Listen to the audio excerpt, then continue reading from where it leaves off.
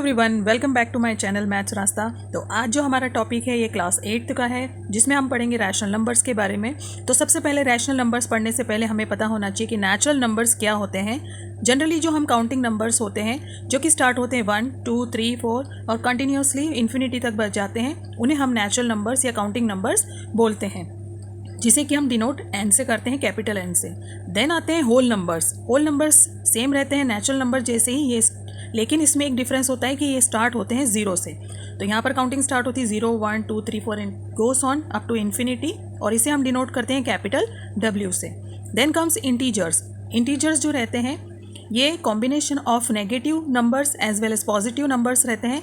मतलब इसमें natural numbers include रहते हैं, बट सेम नंबर्स जो रहेंगे वो नेगेटिव भी रहते हैं। ये भी इन्फिनिटी में पॉजिटिव साइड में जाएंगे और इन्फिनिटी में नेगेटिव नंबर्स के साथ रहेंगे। इसे हम कैपिटल Z से डिनोट करते हैं। सबके कॉम्बिनेशन को ही हम रैशनल नंबर्स कहते हैं।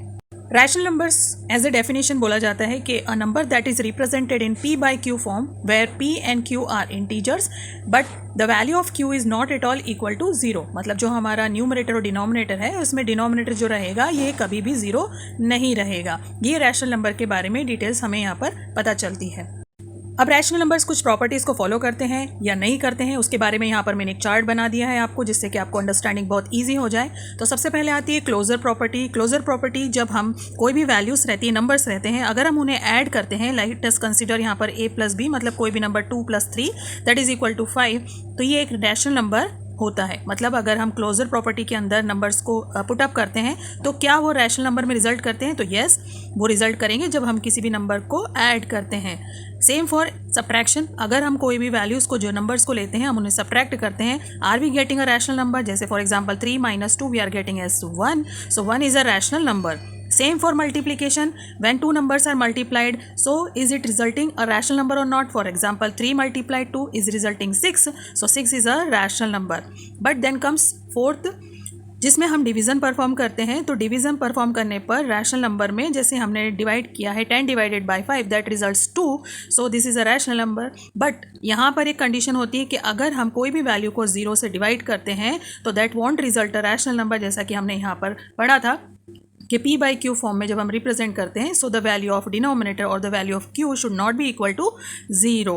तो यहाँ पर हम देखते हैं कि क्लोजर प्रॉपर्टी किस किस को फॉलो कर रही है? एडिशन को फॉलो कर रही है, मल्टीप्लिकेशन को, सब्ट्रैक्शन को, but it is not at all following the sub division 1। Okay, then comes the commutative property. Commutative property में हम इक्वलाइज करेंगे इक्वेशन के फॉर्म में, जैसे वैल्यूज़ यहाँ पर लिखी रहेंगी, तो वो क्या इनके वैल्यूज़ को इंटरचेंज करने पर, इनकी पोजीशंस को इंटरचेंज करने पर क्या आंसर में कोई डिफरेंस आता है? तो हम एडिशन के लिए सबसे पहले देखेंगे। अगर हम दो नंबर्स को लेते हैं, उन्हें ऐड करते हैं, like for example 3 + 2 will give 5।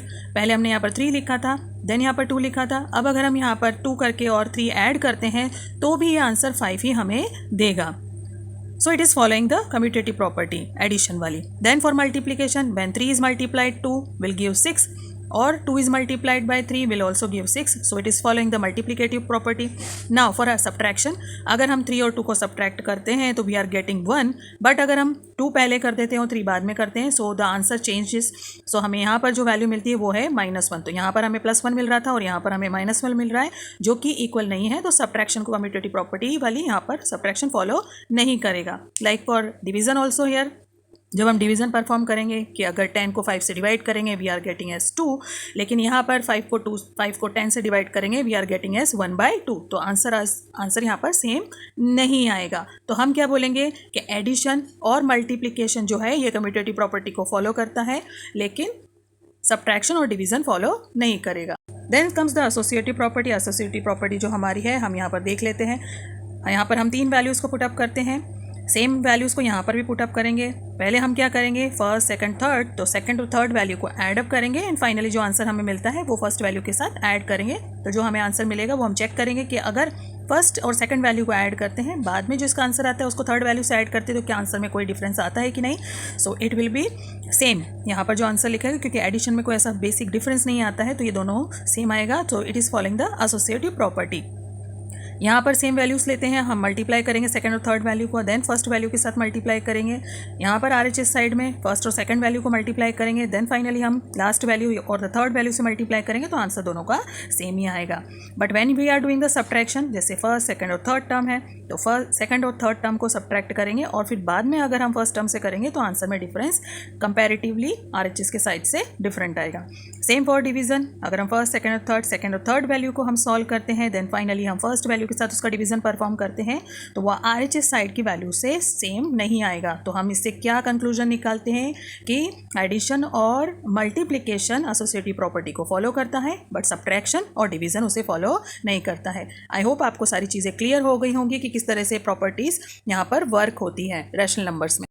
Then comes the distributive property. Distributive property में पहले हमने अभी पीछे जो प्रॉपर्टीज़ पढ़ी थी उसमें हमने देखा था सारे ही जो साइन थे वो सेम थे, बट यहाँ पर आप देख सकते हैं कि फर्स्ट वैल्यू के फर्स्ट टर्म के बाद मल्टीप्लिकेशन साइन है, सेकंड टर्म और जो थर्ड टर्म है उन दोनों के बीच में एडिशन साइन है। तो यहाँ पर ये बता रहे हैं डिस्ट्रीब्यूटिव प्रॉपर्टी ये बोलता है कि हम सेकंड और थर्ड वैल्यू को अगर ऐड करते हैं और फिर लास्ट में फर्स्ट वैल्यू के साथ उसका मल्टीप्लिकेशन परफॉर्म करते हैं, तो ये चीज़ को हम इस तरीके से भी डिस्ट्रीब्यूट कर सकते हैं। मतलब ए जो ब्रैकेट के बाहर है, हम पहले इसको बी के साथ मल्टीप्लाई करने की कंडीशन में यहाँ पर फर्स्ट ब्रैकेट में लिखते हैं, then comes the addition sign, और फिर से ए को सी के साथ मल्टीप्लाई में यहाँ पर लिखते हैं। जब हम इस RHS को सॉल्व करेंगे और LHS को सॉल्व करेंगे तो ये हमारे आंसर बिल्कुल सेम आएंगे। सेम यहाँ पर फर्स्ट वैल्यू या फर्स्ट टर्म को मल्टीप्लाई करेंगे, बाद में पहले सेकंड और थर्ड टर्म को सब्ट्रैक्शन परफॉर्म करेंगे एंड फाइनली जब वो आंसर आएगा उसको फर्स्ट टर्म से मल्टीप्लाई कर देते हैं। तो क्या हम इसको इस तरीके से भी लिख सकते हैं? बिल्कुल लिख सकते हैं कि जो हमारा फर्स्ट टर्म है ये सेकंड टर्म के साथ यहाँ पर मल्टीप्लाई हो रहा है, A multiplied by B, then subtraction का साइन आएगा, then first term is also multiplied by the third term, तो A will be multiplied by C. तो जो इसका आंसर आएगा RHS का सॉल्व करने पर same it will go with the LHS side also. तो आपको क्या इससे क्लियर होता है? You can also give preference to the multiplication. यहाँ पर आप मल्टीप्लिकेशन को प्रेफरेंस अगर पहले देते हैं एडिशन के पहले तो भी वो बिल्कुल करेक्ट होता है।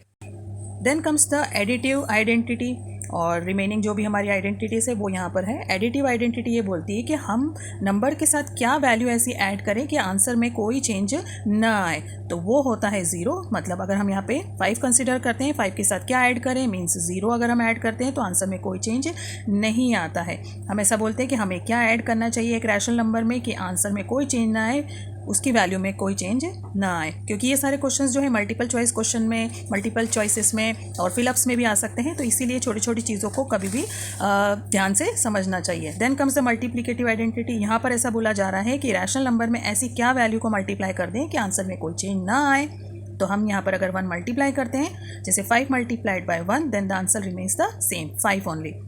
Then comes the additive inverse. अब एडिटिव इन्वर्स क्या बोलता है? कोई भी रैशनल नंबर जब आप यहाँ पर लेते हैं तो उसको ऐसे सॉल्व करना है कि यहाँ पर अगर पॉजिटिव साइन है, मतलब अगर यहाँ पर +3 है तो ऐसा एडिटिव इन्वर्स लेना है जो इसका ऑपोजिट साइन में। यहाँ पर अगर हम +3 ले रहे हैं तो हमें -3 लेना पड़ेगा, जिसको कि सॉल्व करने पर हमें आंसर 0 मिल जाए। लाइक फॉर एग्जांपल यहाँ पर एक फ्रैक्शनल नंबर लिया है 3/5, तो इसका एडिटिव इन्वर्स क्या होगा? इसका ऑपोजिट साइन, क्योंकि यहाँ पर कुछ दिखाई नहीं दे रहा है, मतलब यहाँ पर एडिशन है +3/5, तो इसका एडिटिव इन्वर्स अगर पूछा जाएगा तो आप इसका ऑपोजिट साइन लिखेंगे, वैल्यू सेम रहेगी -3/5, तो इसका आंसर रहेगा -3/5। Okay, then comes the multiplicative inverse. Same for this one, अगर आप कोई भी एक रैशनल नंबर यहाँ पर ले रहे हैं तो उसका मल्टीप्लिकेटिव इन्वर्स क्या होगा? मतलब क्योंकि ये मल्टीप्लिकेशन में है तो ऑब्वियस सी बात है कि इसका ऑपोजिट होगा डिवीजन में। तो हमें क्या करना है, सेम वैल्यू जैसे यहाँ पे 5 लिख रहे हैं आप, तो इसका मल्टीप्लिकेटिव इन्वर्स होगा 1/5, क्योंकि उसे आप जब कैंसिल करेंगे तो आपको आंसर मिलना चाहिए 1। एडिटिव में क्या होता है? सब्ट्रैक्ट या जो भी आप ले रहे हैं दोनों के ऑपोजिट साइन होने पर आंसर 0 आना चाहिए। यहाँ पर जब आप सॉल्व करते हैं तो उसका आंसर 1 आना चाहिए। लाइक फॉर एग्जांपल 4/3 लिखा है तो इसका मल्टीप्लिकेटिव इन्वर्स होगा 3/4, जिसको आप कैंसिल करेंगे तो you will get the answer is 1। I hope सारी चीज़ें आपको क्लियर हो गई होगी मेरे एक्सप्लेनेशन के बाद। अगर कोई भी इश्यूज़ रहते हैं तो आप कमेंट सेक्शन में उसे टाइप कर सकते हैं। नेक्स्ट वीडियो में मैं आपकी सारी प्रॉब्लम को सॉल्व कर पाऊंगी उनको पढ़कर। Thank you for watching the video and don't forget to subscribe and like and share. Bye bye for now, take care.